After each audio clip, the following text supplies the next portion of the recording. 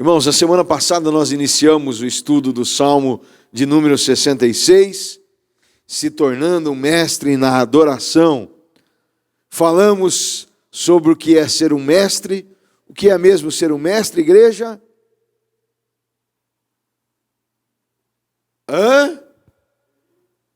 Um perito na adoração.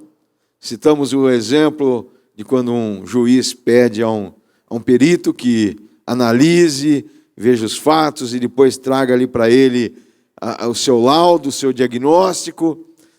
Falamos que o Salmo 66 foi endereçado para o cantor mor, o cantor superior, e que ele deveria tirar a melhor melodia desse salmo. Falamos um pouco sobre a ingratidão, né, de pessoas que foram ingratas a Deus.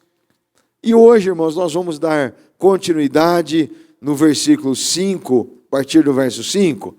Nós até falamos um pouquinho, mas eu quero dar uma abordagem aqui a partir do verso 5, e se Deus o permitir, nós concluiremos ainda hoje esse salmo maravilhoso. Então, todos encontraram o Salmo 66?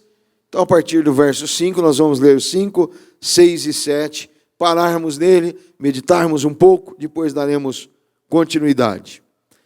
Venham e vejam o que Deus tem feito. Como são impressionantes as suas obras em favor dos homens.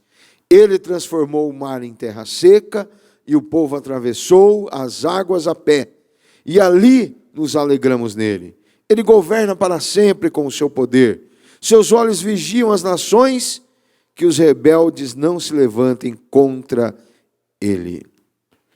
Então aqui irmãos, o salmista, que nós não temos a convicção que esse salmo foi de Davi, né? Não temos como provar. Então, o salmista, irmãos, ele faz um convite para que os homens vejam quais são os grandes feitos de Deus. Tudo aquilo que Deus fez, e aí ele cita a passagem do mar.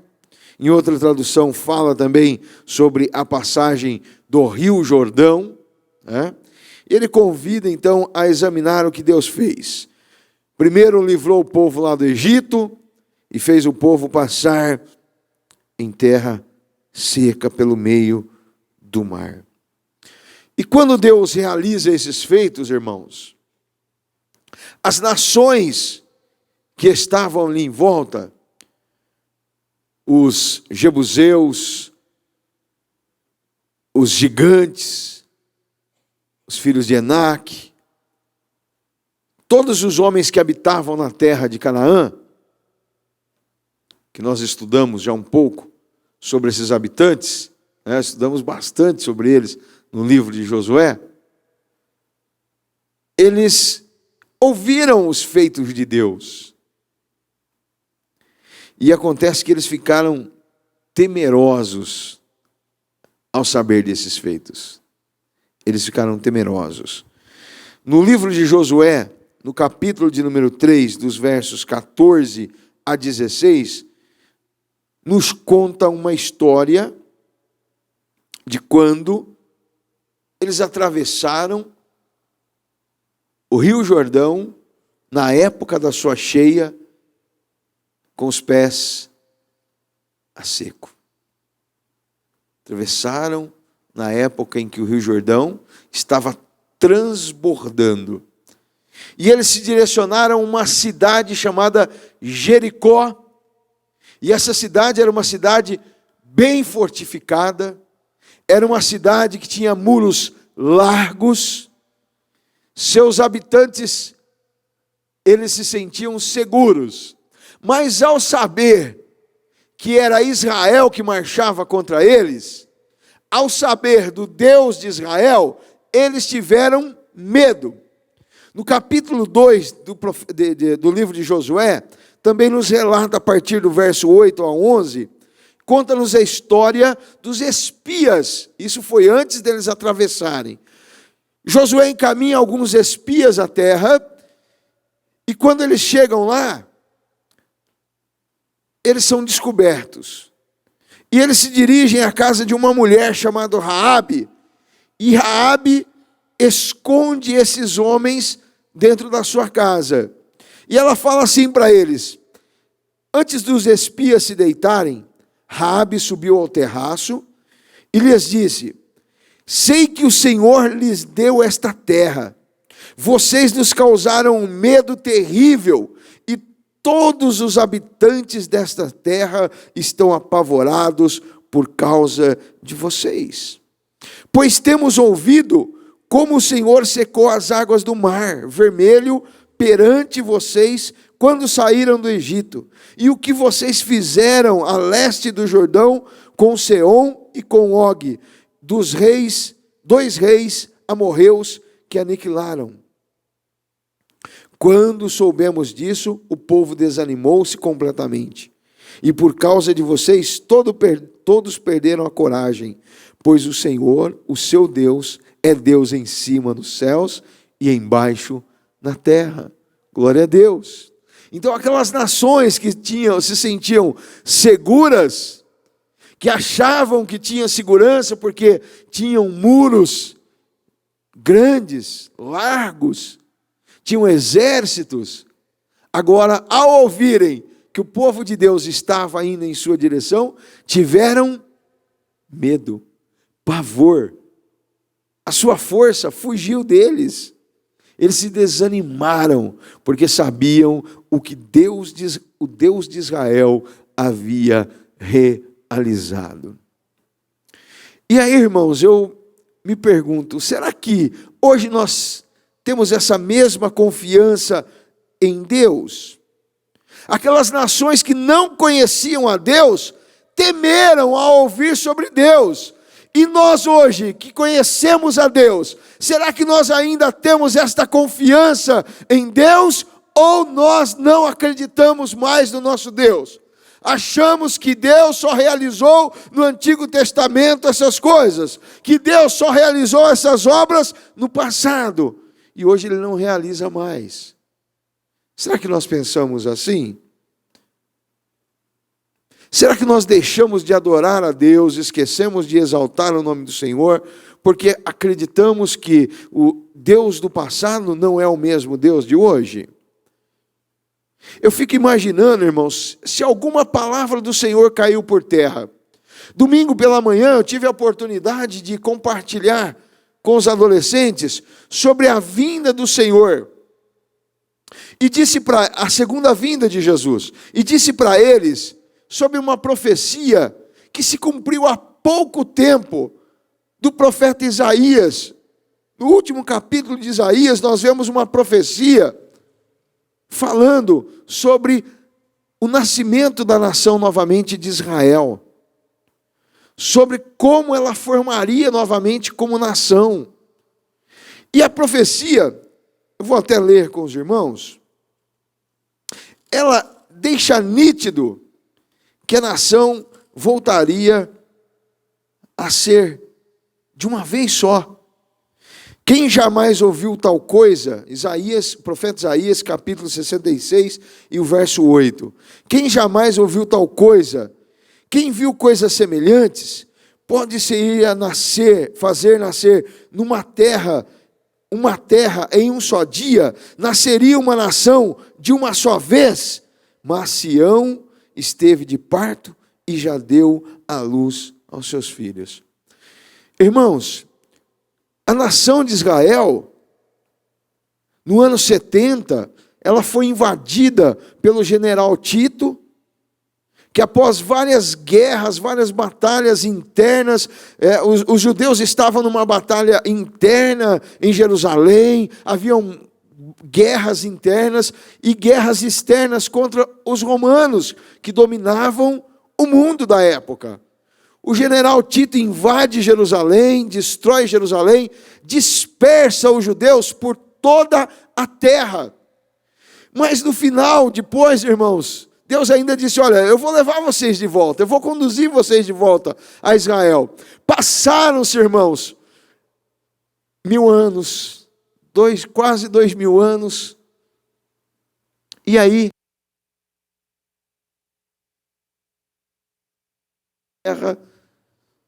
decidem, um no Brasil, outro na Europa, outro na África, por onde eles estavam espalhados, eles tomam uma decisão: vou tomar um avião e vou de volta para Israel. Como assim? Como acontece isso? Eles ouviram a voz de Deus e retornaram para Israel. E lá em Israel formaram novamente uma nação. Deus os deu estratégia para que eles conquistassem novamente aquele terreno que havia sido perdido, a qual Deus havia expulsado. Não foi Roma que expulsou os judeus de Israel, mas foi a palavra de Deus que os tirou de lá. Mas ao ouvirem a voz de Deus, eles retornaram a Israel. Portanto, não cai uma palavra de Deus por terra. O mesmo Deus que agiu lá no passado é o Deus que age hoje e sempre realizará grandes feitos. Ele criou todo o universo e domina como rei do universo. Aleluia. Louve a Deus, exalte a Deus. Aquelas nações, ao ouvirem os feitos de Deus, temeram. E nós então vamos temer? Não, nós vamos adorar a Deus. Adorar a Deus. Pastor, a coisa está difícil para o meu lado. Está difícil adorar a Deus, meu irmão. Não importa qual seja a luta que você esteja enfrentando, a dificuldade que você esteja vivendo, Deus continua sendo Deus. Amém? Deus não muda porque você recebeu uma notícia ruim. Deus não muda porque você perdeu muito dinheiro. Deus não muda porque você perdeu tudo que você tinha. Deus continua sendo Deus eternamente. E Ele é digno de ser honrado, louvado e glorificado. Glória seja dada ao nome do Senhor. Portanto, adore ao Senhor todo momento. Nós precisamos de nos tornar mestres na adoração, irmãos. Mestres, as pessoas precisam de olhar para nós e admirar-nos. E falar: o que está acontecendo com esse homem, com essa mulher? Não importa as circunstâncias que ela esteja vivendo, ela está sempre de cabeça erguida. Ela tem sempre uma palavra de ânimo. Ela tem sempre algo novo para dizer. Ela nunca está cabisbaixo, mas ela está sempre com o olhar fixo no alto. Não é porque ela é orgulhosa, mas é porque ela sabe que do alto vem o socorro. Glória seja dada ao nome do Senhor. Meu irmão, nós temos motivos para adorar a Deus constantemente, dia e noite. Eu ouvi uma palavra do pastor Fauslino, e eu fico todos os dias na minha oração falando: Senhor, aquela palavra está dentro do meu coração há anos. E eu fico dizendo ao Senhor: Senhor, me ensina a te adorar cada dia melhor, Senhor. Aprimorar o meu louvor, a minha adoração. Porque, irmãos, eu quero apresentar cada dia uma adoração nova ao Senhor. Apresentar ao Senhor algo novo. Ter algo que realmente ninguém fez ainda. E falar: Senhor, estou realizando isso para ti, Senhor. Recebe o meu louvor. Irmãos, nós precisamos de nos tornar este homem, essa mulher, que é mestre na adoração. Nós não podemos nos conformar, irmãos, com as circunstâncias que querem nos fazer desanimar, com os problemas, com as lutas ou com as enfermidades, com a falta de dinheiro ou com qualquer outro problema que nós estejamos enfrentando. Mas nós temos que sempre estar com um propósito de adorar a Deus em todo tempo.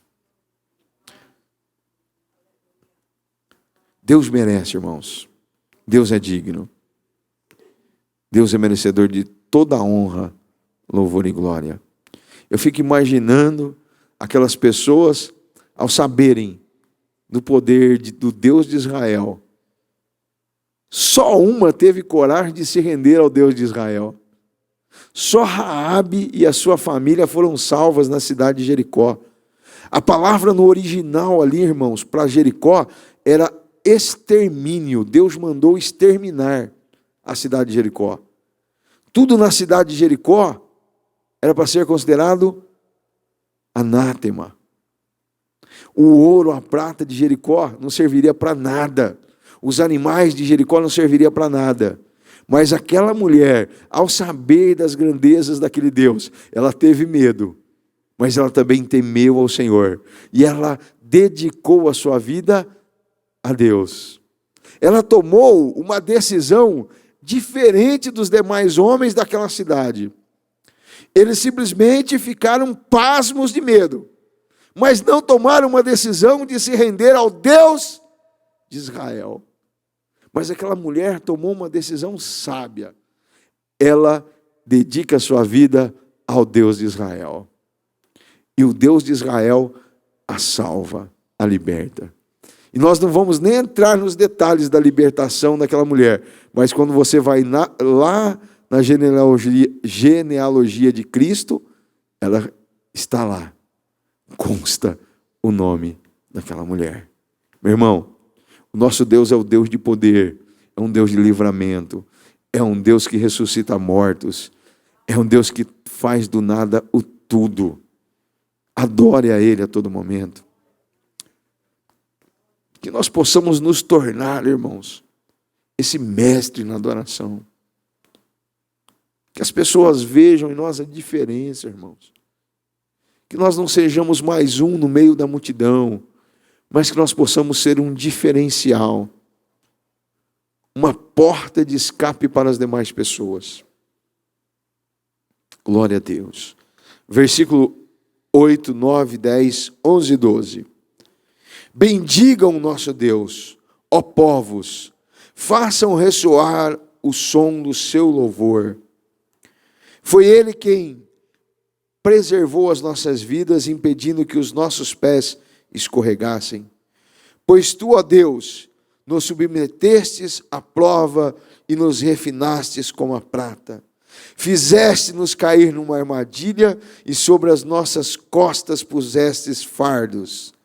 Deixaste que os inimigos cavalgassem sobre a nossa cabeça e passamos pelo fogo e pela água, mas a um lugar de fartura nos trouxestes. Olha, irmãos, esses versículos aqui parecem ser pesados. O salmista diz que Deus o provou como prova a prata. Eu, a semana passada, fiz uma pesquisa de como purificar a prata, e uma das maneiras que se purifica a prata é da seguinte maneira: você coloca ela num recipiente de barro, pega o maçarico e joga fogo na prata. Depois você pega ela e joga na água. Depois você pega ela de volta, aquelas partículas da prata ali, aqueles pedaços de prata, joga de novo no fogo e joga na água. Joga no fogo e joga na água. Aí a hora que ele olha naquela prata e consegue ver um reflexo dele, aí ele fala: agora a prata está pura. Eu me lembro quando eu preguei a respeito desse assunto, Deus trouxe no meu coração. Deus quer que nós nos pareçamos com Ele. E aí Ele nos coloca, nos prova como a prata.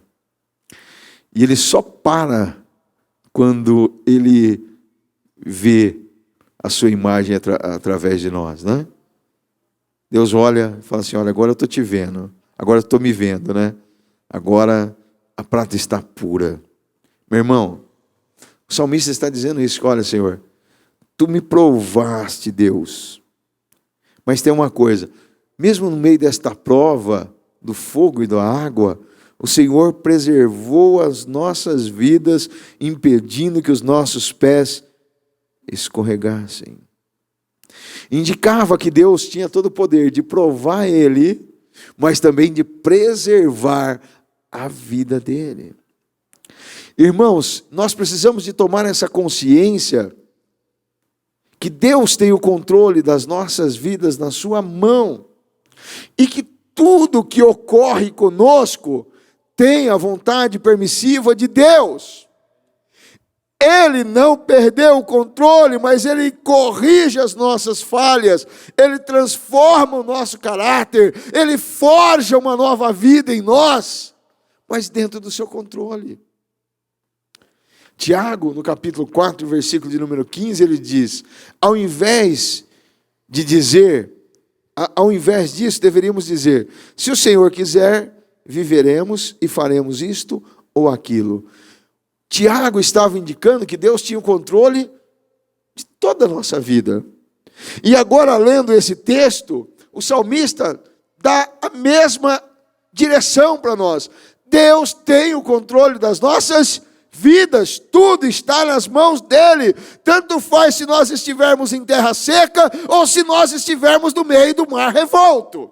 Tanto faz se nós estivermos sentados na mesa do rei, ou se nós estivermos na fornalha de fogo ardente. Ele está conosco. Acredite, você não está só.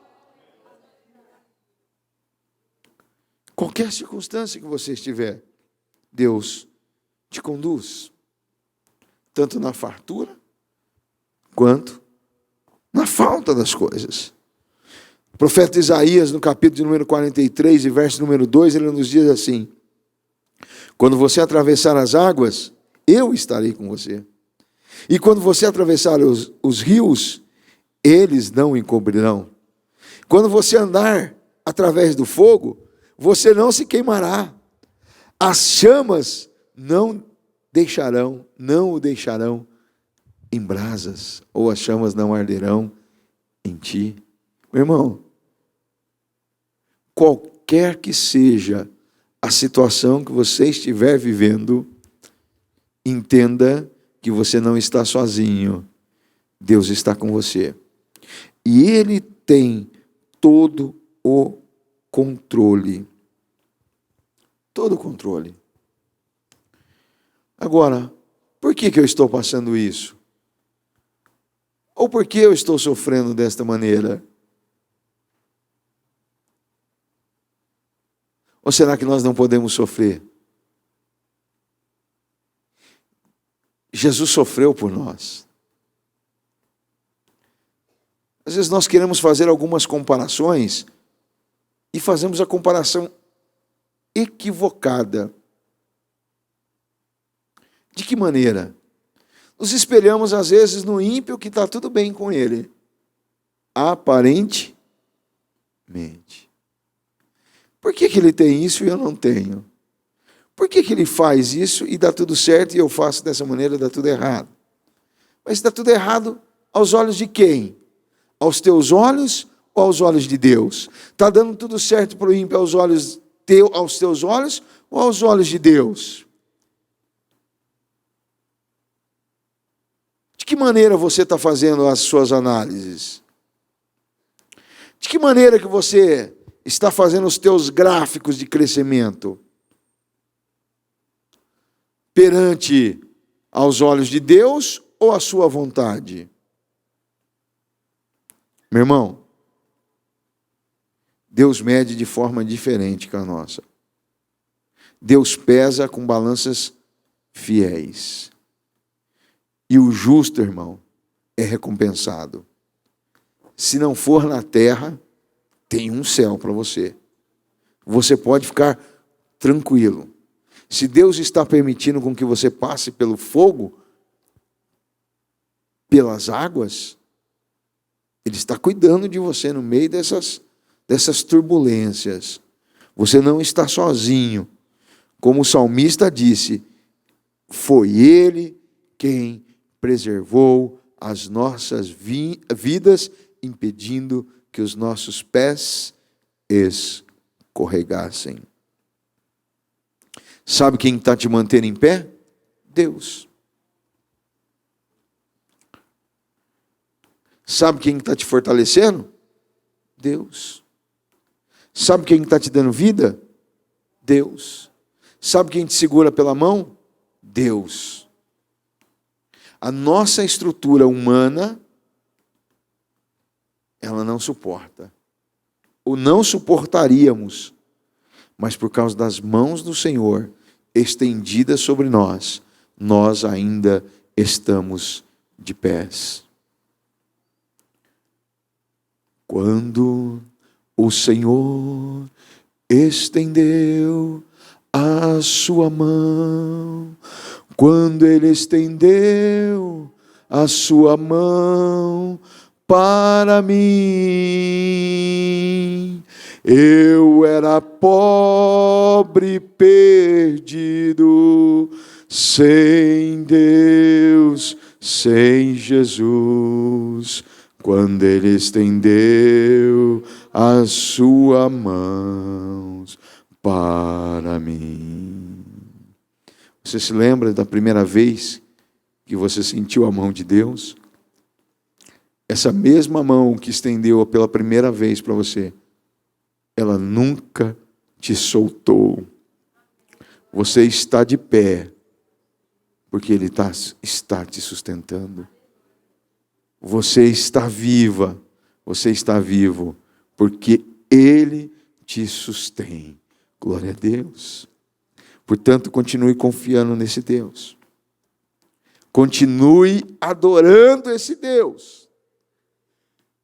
Louvando a Ele sem parar, sem cessar. Porque Ele é digno de todo louvor, de toda honra, de toda adoração. E ainda, depois ele diz assim, olha, deixaste que os nossos inimigos cavalgassem sobre a nossa cabeça. Meu irmão, olha que situação. Às vezes nós vemos os nossos inimigos pisando sobre nós, né? Nós somos motivos, às vezes, de chacotas.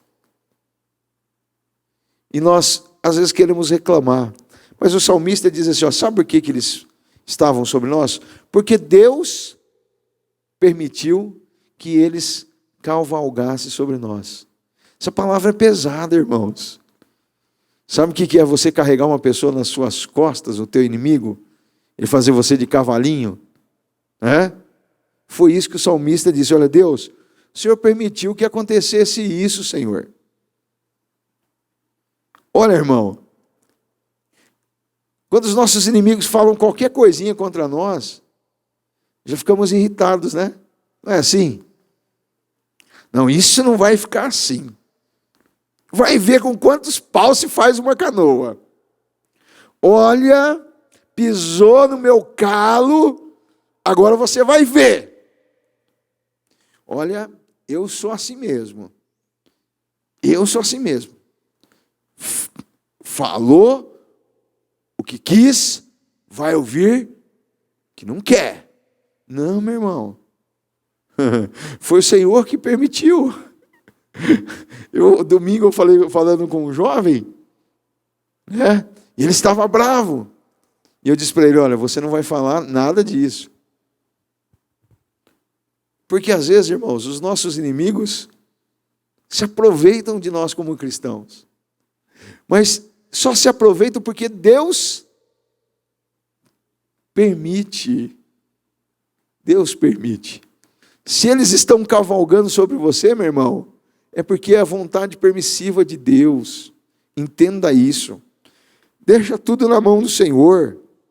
Não murmure, não reclame. Só clame ao Senhor. Adore a Ele. Deixa na mão do Senhor. Ele quem resolve por nós. É Ele quem peleja as nossas batalhas. É o Senhor. Não tome a frente. Não se lance, mas espere em Deus. Continue confiando em Deus. E aí ele conclui esses versos dizendo assim, mas a um lugar de fartura nos trouxeste. Irmãos, os caminhos de fogo por rios só vão te conduzir a um lugar de fartura. Você não conhece o caminho, mas Jesus conhece. Deixa Ele conduzir a tua vida, crente. Deixa o Espírito conduzir a tua vida pelo caminho que for, meu irmão. Se for pelo caminho do fogo, adore ao Senhor passando pelo fogo. Se for pelo meio das águas, adore ao Senhor no meio da turbulência. Ele conhece o caminho. Ele vai te conduzir a um lugar de fartura. Aleluia! Ele já trilhou esse caminho. Ele já passou por esta terra. Jesus já sofreu escárnio. Já sofreu tudo que você precisava sofrer. Ele sofreu por você. E agora Ele conhece o caminho. Deixa Ele conduzir a tua vida. E Ele vai te conduzir para um lugar de bênção, de fartura. Aleluia. Não reclame no meio da dificuldade, mas torne-se um adorador no meio da luta. Aleluia. Torne-se um adorador no meio da dificuldade. Deus sabe o que está fazendo. Deus sabe. Ele conhece. Deixa Ele conduzir a tua vida. Aleluia. Glória a Deus. Como eu admiro João Batista. A Bíblia diz que o maior homem nascido de mulher, né? Quando ele estava no Jordão, Jesus aparece para ser batizado. João Batista falou: Senhor, quem sou eu? Eu não sou digno nem de desatar as alparcas dos seus pés. Mas o Senhor insistiu com João Batista: não, você precisa de me batizar para que se cumpra a palavra.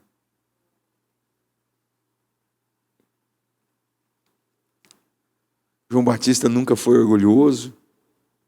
Pelo contrário, João Batista era um homem simples, sofredor, irmãos. Sofredor. Ao ponto de ser levado prisioneiro por Herodes por falar a verdade. E lá na cadeia, no meio da prisão, você pensa que ele estava reclamando? Não. Ele entendeu. Eu sou a voz do que clama no deserto. Convém que ele cresça e eu diminua. Convém que ele cresça e eu diminua. Convém que ele cresça e eu diminua. Aleluia! Quem sabe se fosse hoje, né? Pastor Wesley sendo a voz do que clama no deserto, não se encheria de glória, acharia que seria alguma coisa, mas João Batista não diz: convém que ele cresça e eu diminua. João Batista entendia que o ministério dele já havia sido cumprido e que agora o ministério do Senhor estava em evidência. O Senhor já havia passado. Glória a Deus. E aí João Batista louvava a Deus, exaltava ao Senhor em todo o tempo. Ele estava na cadeia, mas ele sabia que ele já tinha cumprido o propósito de Deus na vida dele. Que nós possamos entender que no meio da luta, no meio da dificuldade, há um propósito de Deus para as nossas vidas. Deus não faz nada sem propósito. E eu vou falar uma coisa, e Ele não precisa de falar nada para mim, nem para você. Qual é o propósito? Você vai saber na eternidade, mas Ele não precisa de te revelar. Você não precisa de sair atrás de profeta, nem ir na casa de A, nem de B, e contar a sua vida para ninguém. Mas adore a Ele no meio da luta, no meio da dificuldade, e Ele vai te conduzir para um lugar de fartura. Aleluia. Glória a Deus. Você pode aplaudir ao Senhor. Aleluia. Glória a Deus. Aleluia. Louvado seja o nome do Senhor. Deus, Tu és maravilhoso. Os versículos 13, 14 e 15. Para o Teu templo virei com holocaustos, e cumprirei os meus votos para contigo. Votos que meus lábios fizeram e a minha boca falou quando estava em dificuldade. Oferecerei a ti animais gordos em holocausto. Sacrificarei carneiros cuja fumaça subirá a ti e também novilhos e cabritos. O salmista agora ele relata que no meio da dificuldade que ele estava vivendo, ele fez votos a Deus. E agora ele diz que quer pagar estes votos ao Senhor. E ele fala como ele vai pagar esses votos. Ele diz que vai pagar esses votos com carneiros, com animais gordos. Sacrificarei com carneiros, cuja a fumaça subirá a ti, e com novilhos e cabritos. Quando ele diz assim, animais gordos, ele está dizendo na condição que seja uma oferta de primeira qualidade. Ele não estava querendo oferecer a Deus agora, no momento em que Deus o conduziu para um caminho de fartura, oferecer o pior a Deus, mas ele estava querendo oferecer o melhor para Deus.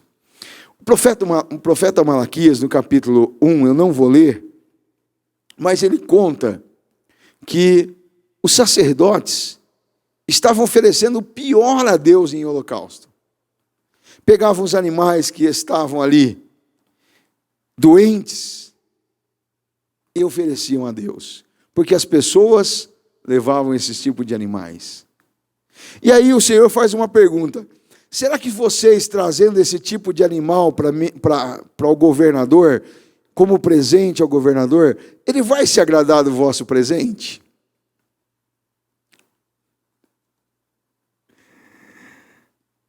Será que alguém teria coragem de oferecer algum presente ruim a uma autoridade?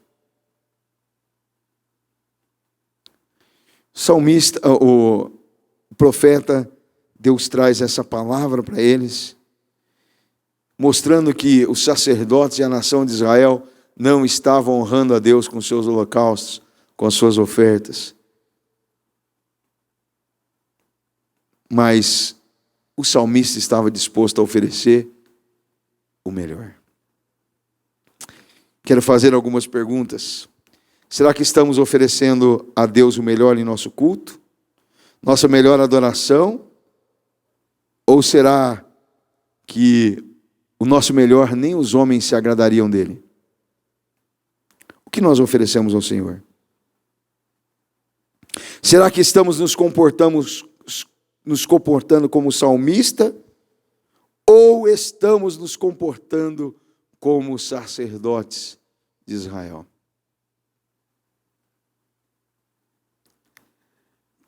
Creio que nós devemos e estamos oferecendo o melhor ao Senhor. Mas, para ser um mestre na adoração, não pode ser uma coisa meia boca. Tem que ser o melhor. Talvez o meu melhor e o seu melhor sejam diferentes. Talvez eu me esforce para pregar o meu melhor, e não o meu melhor não seja melhor do que o pastor Marcos. Mas se eu estiver fazendo o meu melhor, é o meu melhor. Amém? Talvez você não esteja adorando como a irmã fulana de tal, mas é o teu melhor. Amém? Então ofereça a Deus o teu melhor. O melhor do teu tempo, o melhor da tua casa, o melhor do teu dinheiro, o melhor do teu coração. Tudo que você tiver, ofereça a Deus o melhor. Demonstre a Ele o seu amor, a sua gratidão, o seu respeito a Ele. Ofereça o teu melhor. O pastor Hernandes Dias Lopes diz uma frase que eu marquei: o culto é a essência da vida cristã. A adoração vem antes da missão, pois Deus vem antes do que o homem. Amém? Ou seja, às vezes tem muita gente querendo fazer missão, mas não está nem adorando. Vamos nos tornar mestres, peritos na adoração, no louvor ao nome do Senhor. Vamos exaltar a Deus constantemente, com tudo aquilo que nós temos de melhor. Ofereça a Ele o melhor. Não venha para a igreja preocupado, cabisbaixo. Hoje eu não sei o que eu vou fazer no culto. Não, meu irmão, você veio aqui para adorar e exaltar o nome do Senhor, porque essa luta que você está passando vai ser por um período, porque Deus está alargando o seu caminho. Deus está preparando para você um caminho de bênção e de vitória. Aleluia. Glória a Deus. Tenha o mesmo sentimento de gratidão como o salmista teve. Será que Deus é digno, irmãos, da sua gratidão?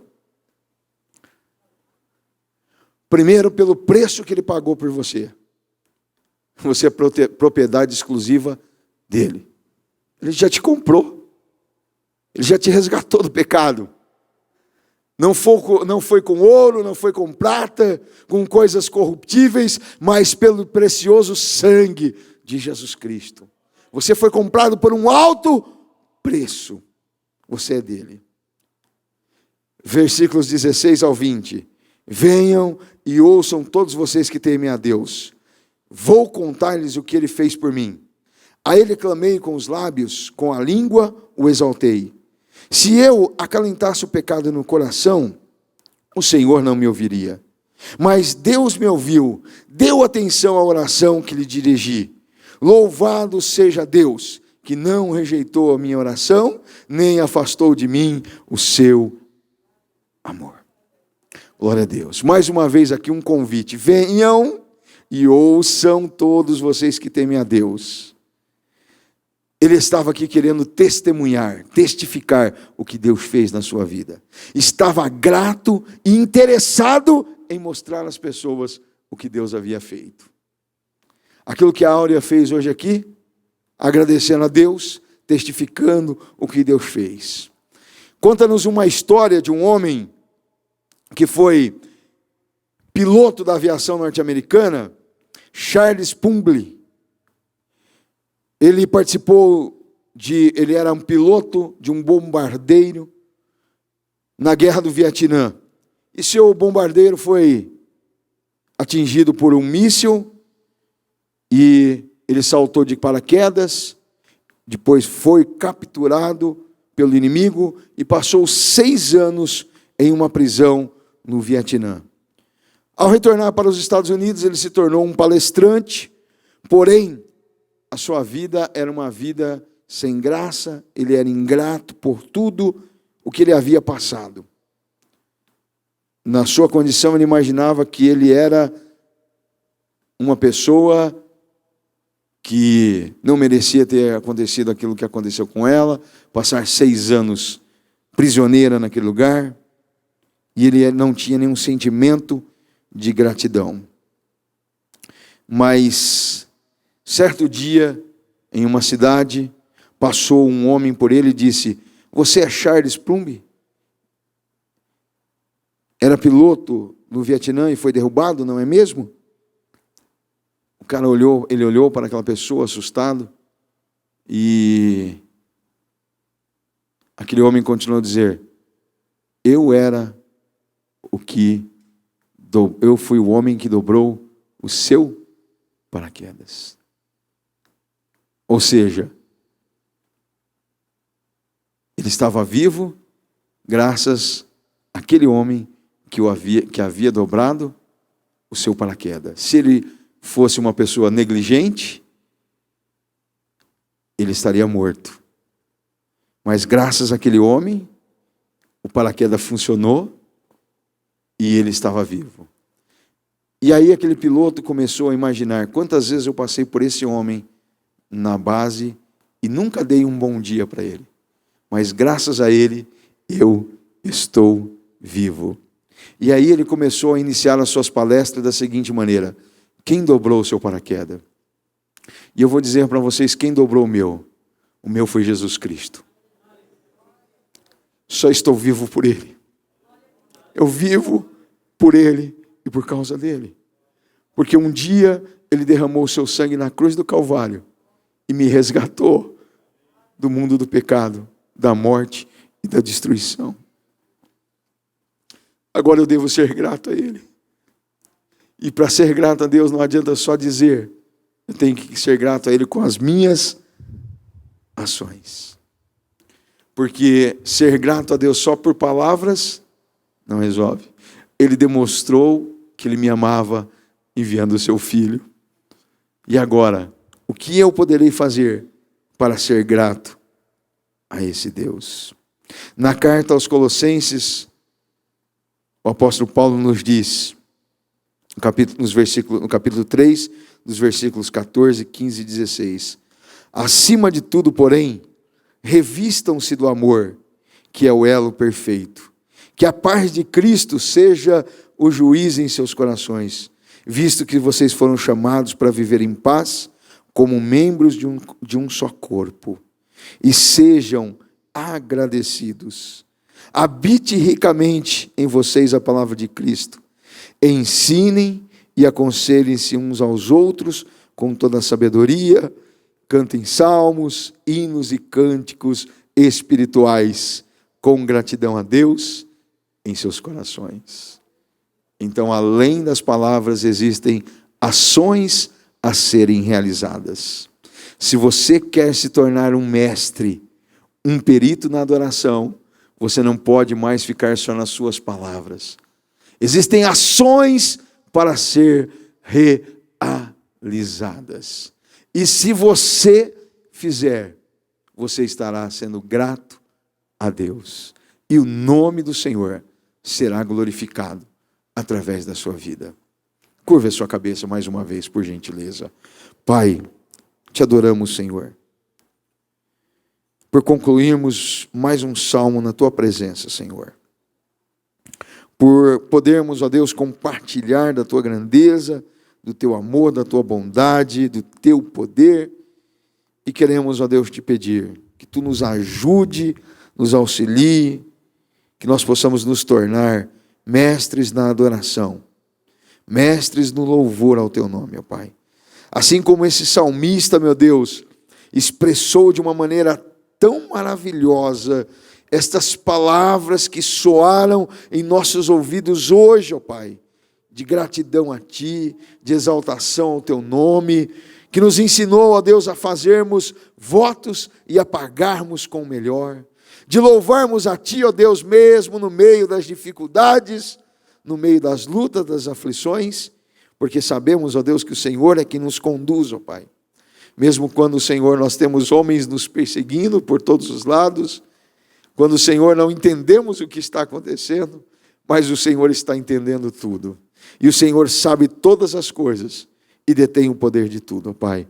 Que nós possamos te honrar, te louvar em todas as circunstâncias da nossa vida, meu Pai.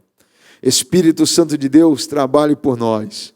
Nos momentos que nós não estivermos entendendo mais nada, Senhor, ajuda-nos a lembrar-nos desse salmo, Pai.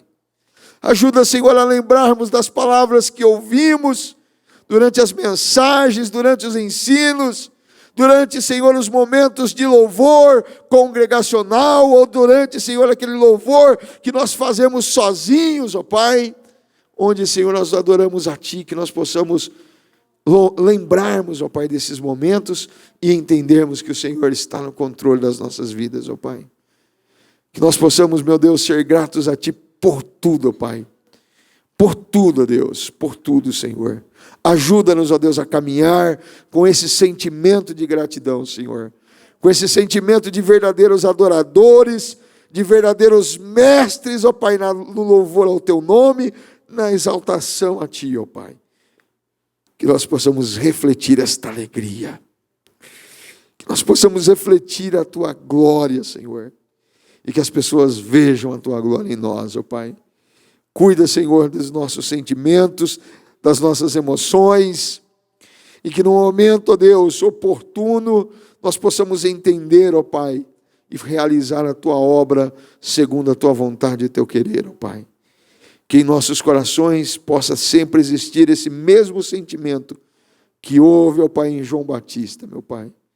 Convém que Tu cresça e que nós diminuamos, ó Pai. Convém que Teu nome seja adorado e glorificado, e nós possamos diminuir cada dia mais e mais, ó Pai. Fica conosco, Espírito Santo. Nos ajuda, Espírito Santo de Deus. Sustenta as nossas mãos. Cuida das nossas vidas, porque sem Ti não somos nada. Nós a entregamos ao Teu dispor e ficamos na Tua presença, Pai. Em nome de Jesus. Amém, Senhor.